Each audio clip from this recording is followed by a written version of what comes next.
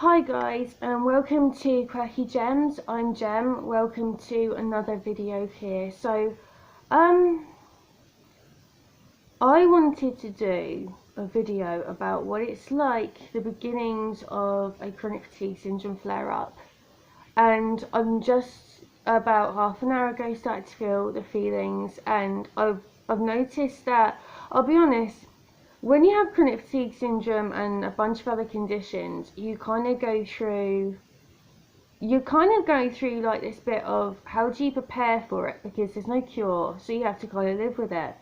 And I'll be honest, one positive thing about the coronavirus lockdown is that I guess I'm more open to how I think and feel, and I've also been creating a lot more. So when I go through a flare-up, I guess it's kind of like the time to kind of take stock and kind of evaluate how you feel. So before we get started, there's a little disclaimer I want to say. I'm sorry about my hair. I've just come out of the bath and I thought that I would do this video to kind of share what I'm thinking and feeling as I go into this flare-up. Also, I'm sorry if my words slur. This is the beginnings.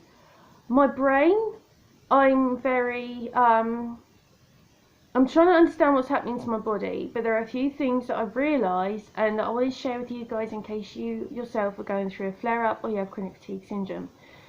Oh, sorry about my hair. I haven't brushed it yet. I've just it's kinky, but I'm kind of liking it. What can I say? I could look worse.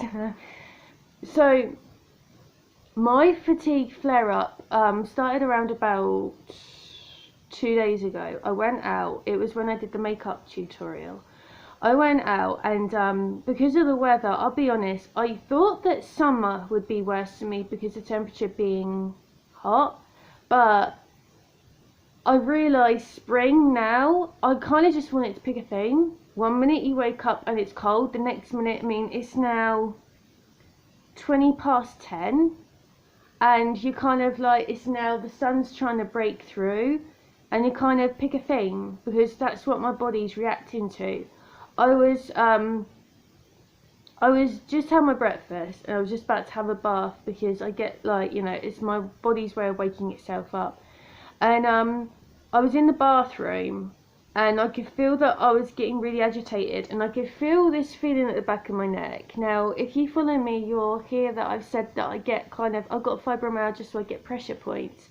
And I've been getting kind of like, it feels kind of like my muscles are contracting. I am a migraine sufferer, so I do know that there has to be a little bit of something going on there. I talked to my other half about it, and he's not a migraine sufferer, but he was saying that it would make sense because when you have migraines, your blood vessels in your brain or around your brain contract. That's where the pain comes from. Well, if you have something like fatigue, it's all to do with the spinal cord. I notice usually I get this feeling like, it feels like your muscles are contracting. You do feel achy. For me, I get it in like the base of my neck. You feel achy and you feel like overwhelmed because it's kind of like it's an attack. It's similar to that of a migraine attack. And when I get a migraine attack, I get aura. That's what, I get kind of like glimmers in my vision, and that's how I know. With this though, it's like, I've likened it before to like someone bringing over a really heavy knitted blanket over you. And my brain goes into, it freaks out, which to be honest, rightly so, because a lot of people don't have fatigue, and I think that if a lot of people did have fatigue, they would be freaking out as well. For me, my brain, I go back to when I was in my 20s. I think because at the beginning of my 20s, I didn't have most of these conditions. I'm now in like my early 30s, and I had a different way of life back then. And my brain feels rebellious. In my brain, it's kind of like being a teenager. I didn't grow up in that kind of family of when your mum and dad says something, you rebelled. I grew up with, a single parent. When my mum says something, when we grew up, we were part of a team. So it wasn't like mum and dad are against us or anything like that. And it's weird because for me, I want to rebel. I want to rebel against my body. I threatened it before. I threatened it with drink. I threatened it with drugs, because for me that would be, I've never been into drugs or drink. I can't really hold, I can just about take 2 Bacardi Breezes and then I'm out for the count. I mean, as you can tell, you know, I am a cultured being. But I threaten my body because I can't understand why my freedom, why my control over my body is being taken away. And if you don't know me, I'm very spiritual, I'm not religious, but I kind of think that in a way it's kind of the same thing. If you're religious, you're believing in something that's higher than yourself, call it what you may, but for me it's spiritual. And I look for answers, because I'm like, if I've got this, I understand the majority of it is from my genetics. I get that, you know, my mum's a migraine sufferer, my paternal side is migraine sufferers, it's going to happen. But fatigue, it's the one thing that, even though I've been diagnosed with fatigue for about 4 or 5 years now, it doesn't help. You don't kind of have all the tools at your disposal to deal with it, and you kind of realise that you're picking it up as you go along. So when I feel like this, usually I've kind of gone past the anger stage now. It's kind of like the beginnings of a migraine. So with the migraine, for me, I get the aura if I don't take a preventative, or I don't take, you know, like a pill, or usually I take a preventative every minute of the day because I make sure I'm hydrated. But for me, if I don't take a preventative, I end up in pain. For me though, with this, there's no, you kind of feel it's similar in it's similar feeling, because you feel hopeless.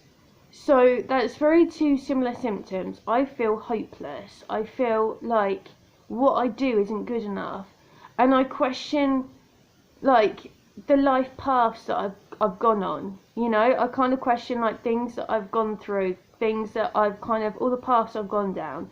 That's, now I realise that's my symptom for we're going into a fatigue flare up. The thing is though, the only thing that I can think of is changing perception, and like admitting that there's something happening. And for me, I think at the moment it's an environmental trigger that's doing it.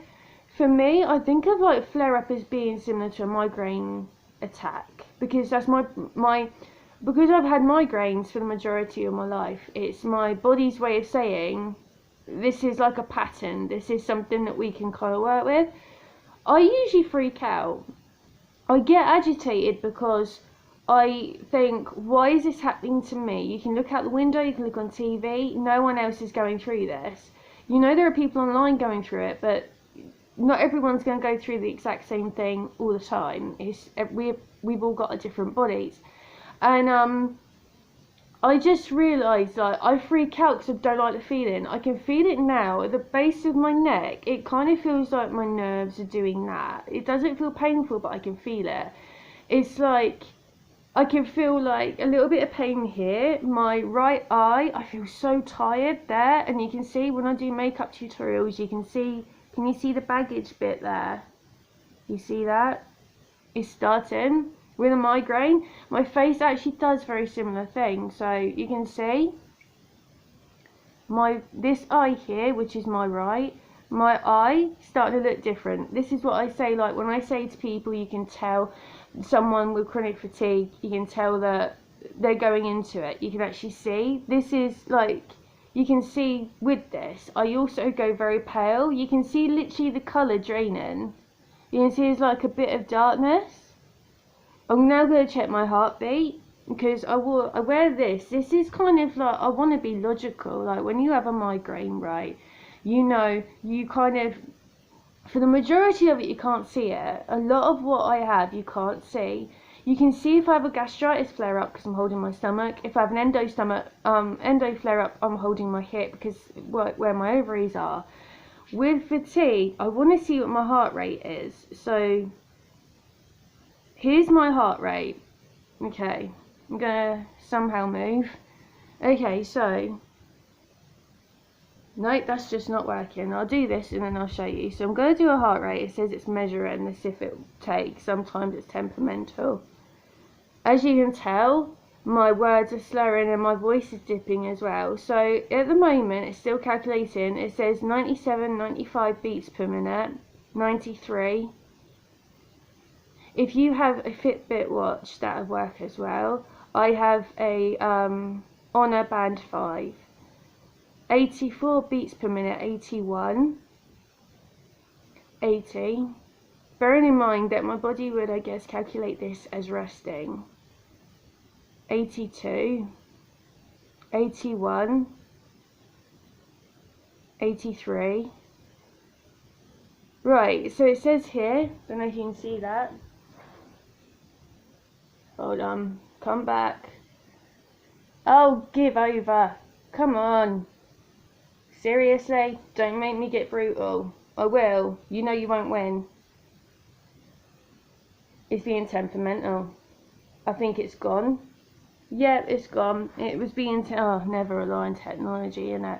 So I think you guys kind of got the message of that. I've also been using my steps because I wanted to see, like, this is a physical thing, and this is like the only physical way of knowing what your body's doing. So right now I don't have aura because this isn't a migraine, this is indeed a fatigue flare up, and I've gone from the hopelessness bit to, in my mind, my main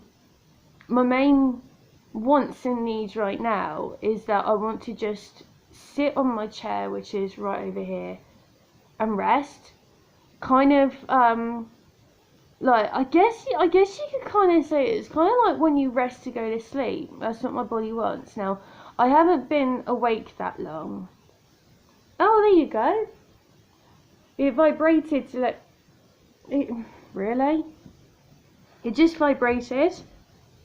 Can you guys see that? Okay, so a bit of fate for you, I guess.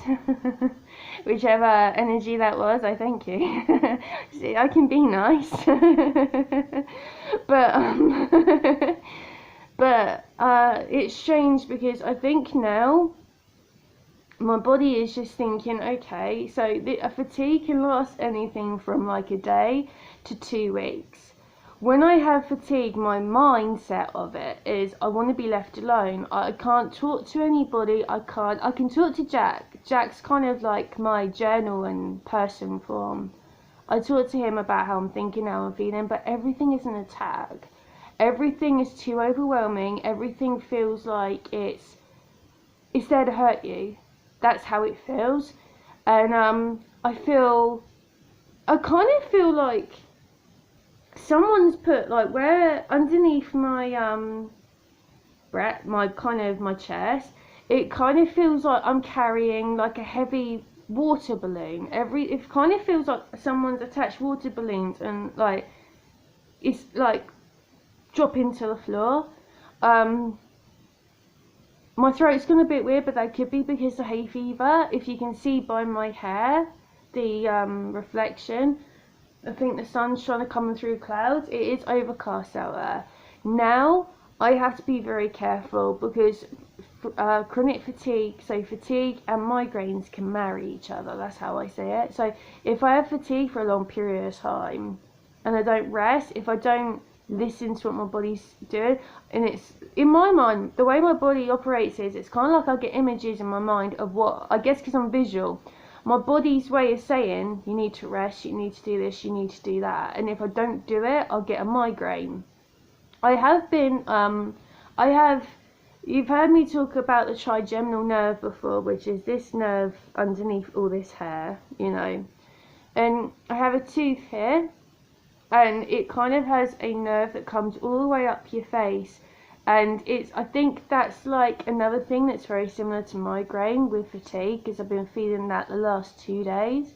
And I think what it is, where the temperature's been rising and dipping, if migraine's going to be affected, fatigue has to be, you know, it's got to be there.